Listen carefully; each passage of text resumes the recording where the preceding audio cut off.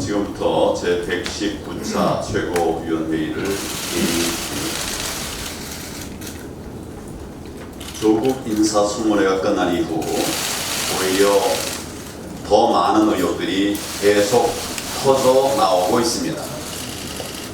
새로운 의혹이 앞선 의혹들을 덮고 또 거짓말이 더 큰 거짓말을 나오면서 과연 진실이 하나라도 있는지 의심스러울 지경이 됐습니다. 청문회만 열면 모든 의혹을 해소하겠다고 큰 소리를 쳤었습니다. 그러더니 정작 청문회에서는 모르쇠로 일관하고 거짓말로 일관했습니다. 내놓겠다던 자료조차도 엉터리로 내놨습니다. 장관 적격 여부의 판단 주체는 국민입니다. 지금 국민의 뜻은 분명합니다. 조국 후보자를 장관으로 임명하면 안 된다는 것입니다. 청문회 이후 실시된 여론조사 결과만 봐도 국민의 59%가 의혹이 해소되지 않았다, 이렇게 답변하셨습니다. 의혹이 해소됐다라고 답변한 사람 국민은 33%에 불과했습니다. 이미 국민들께서는 조국에 대해서 부적격, 불합격 판정을 내리고 계신 것입니다. 그런데도 문재인 대통령과 이 정권 사람들은 전혀 민심과 동떨어진 주장만 계속하고 있습니다. 문재인 대통령이 검찰의 압수수색 보고를 받고 불같이 화를 냈다, 이런 언론의 보도도 있었습니다. 대통령이 분노해야 할 대상은 검찰이 아닙니다. 국민을 우롱하고 사법 질서를 농단한 조국에게 화를 내야 합니다. 대통령부터 이렇게 잘못된 인식을 가지고 있으니 청와대, 여당, 정부가 모두 나서서 검찰 물어뜯기에만 열을 올리고 있지 않습니까? 민주당은 조국의 부인 정경심 교수 기소에 대해서 정치 검찰이라고 공격을 퍼붓고 있습니다. 이런 행태야말로 검찰의 독립성을 심각하게 무너뜨리고 정치 검찰로 만드는 악습이라고 할 수밖에 없는 겁니다. 지금 많은 국민들은 조국에 대한 문재인 대통령의 비정상적인 집착을 보면서 도대체 왜? 라는 의문을 표시하고 계십니다. 조국 한 사람 때문에 온 나라가 혼란과 갈등에 빠져 있는데 끝끝내 임명을 포기하지 않는 것을 단순한 대통령의 고집이라고만 볼 수 있겠습니까? 대통령과 조국이 말 못할 무슨 특수 관계라도 있는 것이 아니냐, 이런 이야기들이 나오고 있습니다. 국민은 조국을 개혁의 주역이 아니라 개혁의 대상으로 보고 있습니다. 그런데도 대통령과 이 정권 사람들만 다른 나라에 살고 있는 것 같습니다. 현재 조국 일가는 물론 본인까지도 수사 대상이 되어 있습니다. 그 혐의도 불법 재산 증식으로부터 자녀 입시 비리에 이르기까지 증거인멸과 증언 조작까지 계속 확대되고 있습니다. 핵심 혐의자인 조국을 법무장관으로 임명하는 것 자체가 부당한 수사 외압이 될 수밖에 없는 상황입니다. 그런데도 문재인 정권이 검찰 수사를 계속 회방하고 대통령이 끝내 임명을 감행한다면 특검과 국정조사를 해서라도 불법을 밝힐 수밖에 없는 상황입니다. 다시 한번 문재인 대통령에게 엄중히 경고합니다. 정권이 몰락해도 좋다면 조국 임명을 감행하십시오. 국민적 분노와 저항을 잠시 짓밟을 수는 있어도 결국 비참한 종말을 맞을 수밖에 없음을 명심하시기 바랍니다.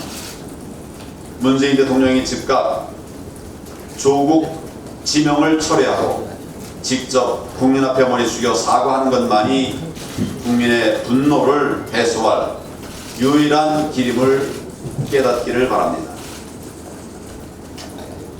문재인 정권의 무책임하고 편향적 노동정책이 결국 국민의 생명과 안전까지 위협하는 지경에 이르게 되었습니다. 지난 6월부터 국립암센터가 파업에 돌입했습니다. 당장 치료가 급한 암 환자들이 병원에서 쫓겨나고 있습니다. 국립암센터는 개원 이후 18년 동안 한 번도 파업이 없었습니다. 그런데 작년에 민노총 산하 강성노조가 출범하자마자 이처럼 국민의 생명을 담보로 하는 악성 파업이 벌어지고 있는 것입니다. 지금 민노총은 정부의 공공기관 가이드라인도 무시하고 일방적으로 과도한 임금 인상을 요구하고 있습니다. 그런데도 이 정권은 민노총 눈치만 살피면서 환자들의 고통까지도 수수방관하고 있습니다. 추석 연휴 기간에는 KTX와 SRT 승무원들이 처음으로 동시 파업을 진행한다고 합니다. 이 역시 민노총 산하노조가 파업에 나서는 것입니다. 귀경객들이 몰리면서 안전이 가장 중요한 때인데 혼란과 불안을 피할 수 없게 됩니다. 그런데도 이 역시 이 정부의 대책은 거의 전무한 상황입니다. 민노총 산하 한국GM노조도 오늘부터 파업에 돌입했습니다. 한국GM은 5년 연속 적자에 누적 순손실이 4조 5천억 원에 육박하고 있습니다. 공장 가동률도 60%를 밑도는 위기 상황입니다. 그런데도 민노총 산하노조는 연봉 2천만 원을 더 올려달라면서 파업을 감행하고 있습니다. 회사 문을 닫자는 주장이나 마찬가지가 아니겠습니까? 문재인 정권 출범 이후 민노총은 촛불 채권을 주장하면서 온갖 갑질을 일삼고 있습니다. 경찰도 검찰도 법원도 모두 무시하고 무소불위의 권력을 휘두르고 있는 것입니다. 기업인들을 감금하고 경찰을 폭행하고 심지어 국회 담장을 무너뜨리고 이런 짓을 해도 이 정권은 오히려 민노총 편들기에 바빴습니다. 오히려 불법 시위를 진압한 경찰을 징계하고 있습니다. 이러니 도대체 이들의 횡포를 누가 막을 수가 있겠습니까? 그 결과 대한민국이 민노총 공화국이 되어 버렸습니다. 결국 민노총에 끌려다니는 문재인 정권의 노동정책이 이 모든 혼란의 근본 원인이라고 할 수 있습니다. 강성 귀족노조 편만 드는 이 정권의 노동정책 때문에 국민의 생명과 안전이 뒷전으로 밀리고 있습니다. 글로벌 기업의 철수 위기까지 불러오고 있는 것입니다. 이대로 간다면 대한민국의 미래까지도 강성 귀족 노조의 손에 맡겨야 할 판입니다. 저와 우리 당은 강성 귀족 노조 개혁을 위해서 할 수 있는 모든 것을 다할 것입니다. 지난 8월에 강성 귀족 노조 개혁 특위를 출범시켰습니다. 그리고 오늘 첫 토론회도 준비하고 있습니다.